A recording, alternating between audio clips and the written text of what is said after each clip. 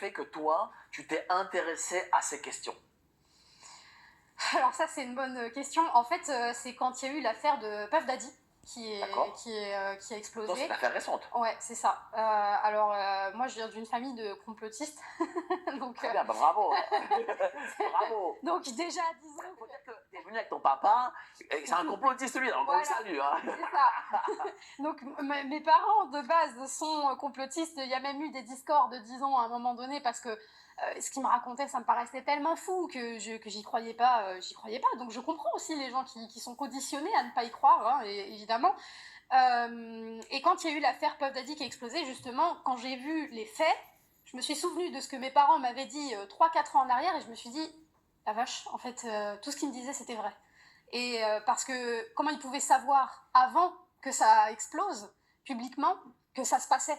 Donc là, j'ai compris qu'effectivement, il y avait quelque chose. Et puis j'ai commencé à regarder des reportages, dont la chute de la cabale, des choses comme ça. Je me suis renseignée, j'ai fait des recherches. Et puis ça m'a mis une baffe, clairement une baffe. Pendant 2 semaines, même avec mon conjoint, on était pendant 2 semaines pas bien du tout, en fait, quasiment en dépression nerveuse. On se disait, mais tout notre système de croyance s'était écroulé, tout notre monde s'était écroulé, en fait. Et moi, comme je travaillais déjà sur les réseaux sociaux, j'ai eu cette envie, ce besoin de m'exprimer par rapport à ça. Et puis, en fait, mon compte a explosé d'un coup. Donc, je m'y suis mise corps et âme.